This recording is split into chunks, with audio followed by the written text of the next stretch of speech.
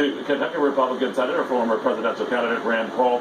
Senator, if you were to look at what you've seen come out of the House, and we don't know even all the details, what do you think?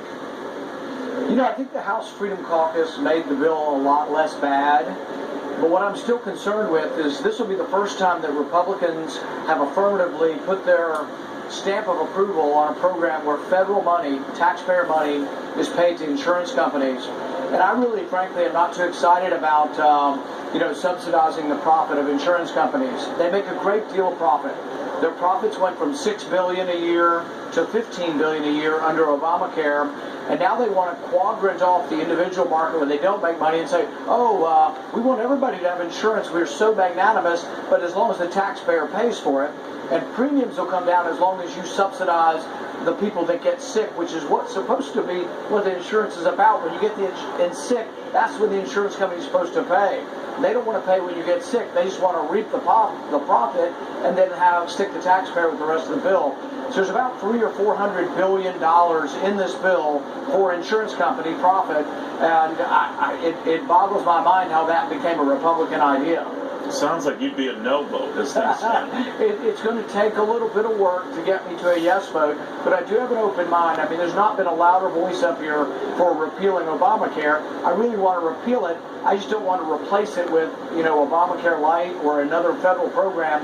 The programs they put in place will be there forever. So the refundable tax credit, which is a subsidy by another name, will be there forever. And these high-risk pools they want to create, Republicans used to hate the idea. They hated the idea when they were called risk corridors and they were giving money to insurance companies. They were bailouts when it was a Democrat idea. Now it's a Republican idea. They keep sweetening it up. So a lot of it depends on which way the bill goes. If the bill gets better in the Senate, I could be a yes. If the bill gets worse and they, plus it up with more, federal subsidies, that's going to make it much more difficult for me. Senator, one of the things we're told that President Trump was telling people who might be on the fence is, I have problems with this as well, but it's a hell of a lot better than the measure it's going to replace. Would that be, if it was a choice between rejecting this or keeping what we have, how would Rand Paul go?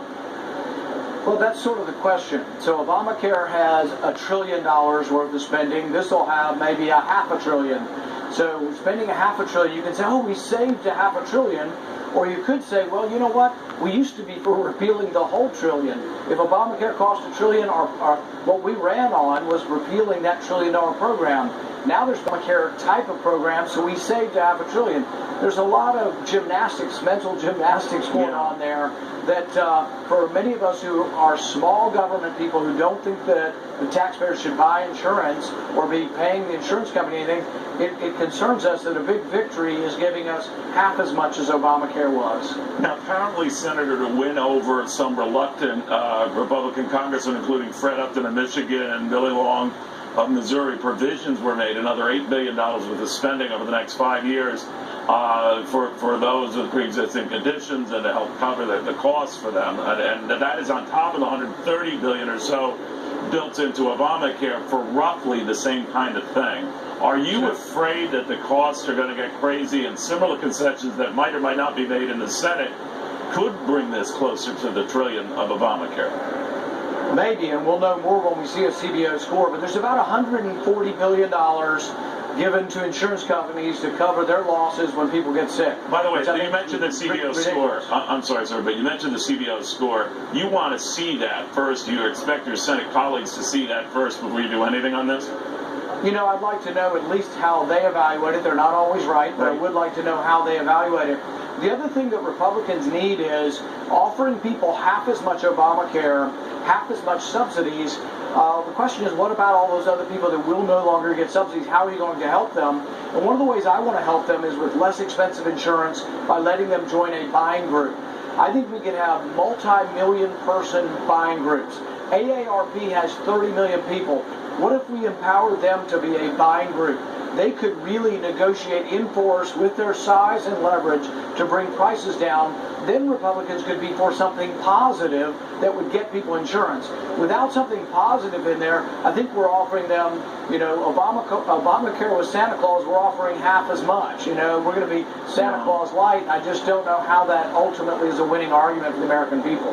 You're a doctor by training, and I wonder if this pre-existing condition provision could mean that those with such conditions pay a lot more. I know some cushions are built in there, but should they, as a higher risk pool of potential patients, should they? The coverage is not denied them, right, but they will pay potentially, in some states, significantly more.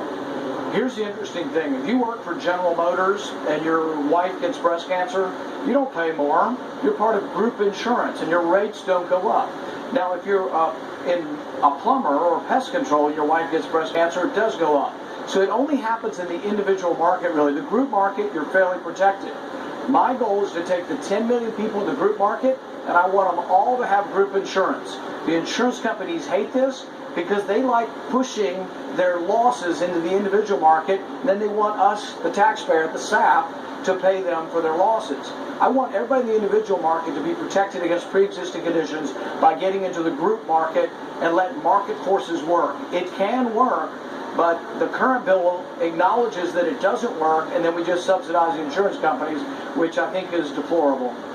All right, so it sounds to me at this point that you'd be a no unless some of these changes are addressed. I don't want to put words in your mouth. But it's got to get better. The bill's got to get better. I am open-minded. I spoke to the president today. I want to be supportive. I want to repeal Obamacare, but I don't want to have to vote for a federal program, a new one that will be hundreds of billions of dollars paid to insurance companies. I'm all for capitalism, but I'm not a big fan of crony capitalism. He only invites those to the White House who vote for what he likes. Are you ready, in that case, not to be invited to the White House? I like the president. I'm a big defender of the president on so many fronts, but I just have to, be for what I think is best for the country. All right, I'm just kidding there, but Senator, thank you very much. Good seeing you. Thank you. Rand Paul. All right, stocks really not moved one way or the other by this, down about 6.5 points.